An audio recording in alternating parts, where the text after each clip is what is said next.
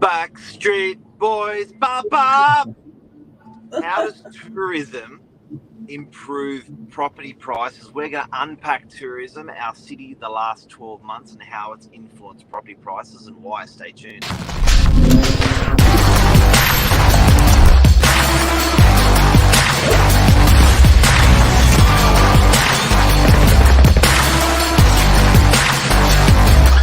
I'm the ringleader, so listen up. Backstreet Boys, ba. You went to the Backstreet Boys on the weekend. Had a busy weekend, didn't you? Yeah, don't tell anyone that I went to Backstreet Boys because it's emasculating. Well, you had a VIP offer, so you couldn't turn it down. We did got free tickets from the Backstreet Boys, I do have to say. Yeah. And how can you say no? That's it. But you said it was a great concert. You know what? And they brought today's conversation on because these going through that stadium, it is just incredible what an amazing city we've created. So I took a train in, took a train out. I was talking to the guy, one of the train guys on the side of the track. Those trains are moving 50,000 people in 90 minutes. 50,000 people in 90 minutes they'll go through. So I was just like in awe of just the way that whole place runs. And I got to say, when I was doing some research this morning, improved infrastructure as tourism increases. So when you see stuff like that, you think to yourself, okay, how's that better for property? But you know, the roads, parks, restaurants, people, it drives up those real estate prices. If you look at that precinct, and it's just a heaving precinct. It's just everything around it flourishes. It's like the ultimate plant getting watered. So that helps property prices. So it's just amazing, this city that they're in last night. That was an example of it, but there's more. There is more, and we've kind of got 4 columns to go through, and you whichever way you go through them, they make sense because, as we said, it's like that self-watering plant. Each part helps the next part, and that's what creates this sort of awesome setup. But I was having a read as well. The 4th largest export for Australia is tourism, and you were saying on the weekend, I think there was 3 concerts all going at the same time: Backstreet Boys, an Asian pop star, and Harry Styles. JZHOU, Asian pop star. And Harry Styles. There was just so many people out, combined with Pride Month, combined with City Saturday night hustle and bustle. There was a lot of moving parts going on last night in Sydney. If you haven't noticed, since COVID, this is the most heaving city of Sydney has been, and it brings light to why people like to live in the city.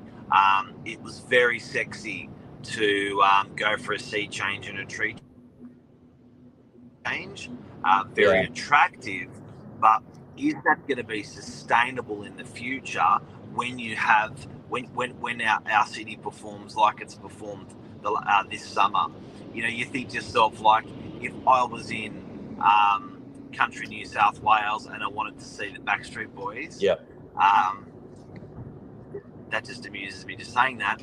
But anything, whether it's opera, concert stuff, that's that beauty of that city that we have. It's true. And you were saying for thousands of years, you watch on the way humans have moved, it's all been centralizing. Then it changed. You know, it is interesting. We have spent thousands of years in our civilization centralizing to cities. Rome, all that sort of places. Like, it's just what we have always done as a society, and probably just the last 2 or 3 years. And the question, the thing that I can't help but think is that sustainable? When I see our city put on an amazing summer that we've put on, the way Pride was put on, the way there was that movie that's filmed with where they shut down the bridge, and you just think, no, but you just think to yourself, like, how can you possibly not want to be part of it? And is it sustainable that people are going to? Well, I think I can definitely say the decentralising has slowed down, or maybe even stopped. And I think I may even be calling it early, but I think people are starting to go, you know what? We gave the sea change, tree change a go. Don't forget, I talked about infrastructure before.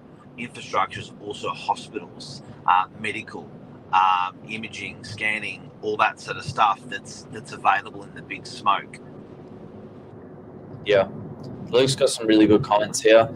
Is regional gone? Are we back to normal? Where you been, Luke? Governments want people in the city. All roads lead to Rome, and best city on the earth, Sydney. Sydney has been pretty special lately. It's been pretty special. And it just seems like it doesn't seem like it's struggling doing it either. It seems like it's doing it in its stride, Sydney, this summer. Just operationally to shut down a bridge and it's almost, by doing it twice, it's almost like they're showing off. Like logistically, I've got a good family member, very senior in the RTA, Roads RMS. And I always hear about the operations of what they're conducting from the police command centre and all different things that they do. And it's a pretty incredible ecosystem that how this city runs. And what a show! What a show! Yeah. So that's I guess the increase in demand. We've touched on the infrastructure, the economic growth side of things. I think we've really started to see things bounce back. Tourism obviously helps to stimulate that economic growth, and it does follow through, creates jobs, helps the local businesses. People got money to spend, and I think that helps contribute towards a healthier sort of, real estate market, people transacting, and it's more balanced. Yeah, I had my daughter's musical last night, and talking to a lot of guys in their businesses. It seems like it was a good summer. It seems like jobs are a bit more readily available. That was it. That was the one tone across probably 10 different guys in 10 different businesses that I was speaking to. They were saying, jobs are easier to get staff, to get staff. So that sort of helps. So we've touched on economic growth, which we've touched on improved infrastructure. The other thing that I love is perception of value. I think this is massive. This is huge. Yeah. All that glistens is gold. Maybe it's the opposite. Not gold, is gold. But when you look at Sydney on a shopping list, internationally, climatically, with health, with education, with culture, with sun, with just everything. So much to offer, yeah. It's just there's so much theatre of goodness in this city. It's almost, how can you not like it?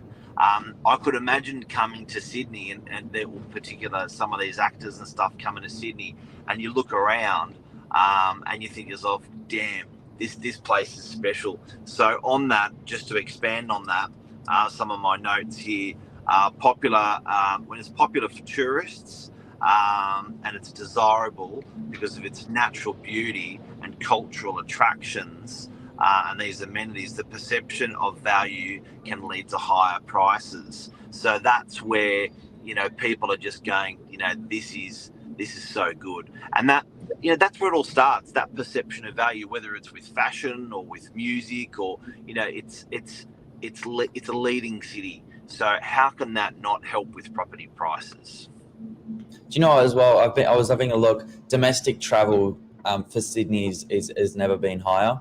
So many domestic people coming in and staying. The average stay is 3 days, 3 nights. Is it? Think about what you can see in 3 nights in Sydney. I was thinking about that just before we came on air. You can be in the east on the beach. You can be in the north on the beach. You can get out into the Blue Mountains, 2 hours away. You can go Central Coast. You can. Yeah. There's so much to see. You know, if you want sea, if you want city, if you want, bush, or Well, your auntie's been with you for 2 weeks, so what a perfect example of it. She must be freaking out about this city. freaking out about going home. Yeah. What a sign. Perception. How good is that? You know, that perception with real estate price, like it's got to reflect well. Increased demand as well. Short-term rentals, vacation homes, Airbnbs. All of these things can help with property prices as well and spill over to our real estate market.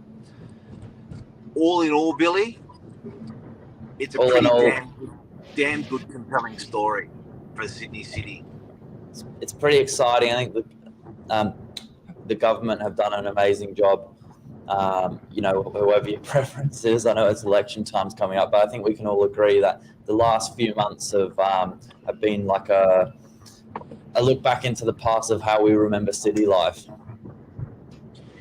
Well, and we really have been. I won't say starved, or maybe starved, but this cultural richness that we've gone through in this summer. It's been years. The kids' musical I went to last night for school. I think they said 3 or 4 years we hadn't been sitting there together, and I've done 14 years with my daughter, my 24-year-old, and now my 17-year-old. This will be the 14th year because there's prep, there's K, and then there's 1, 2, 3, 4, 5, year 12. So we've been to a lot of musicals. It was very sad that it was the last one. But point is, there was a good chunk these kids missed out, and I think everyone missed out for everything that come.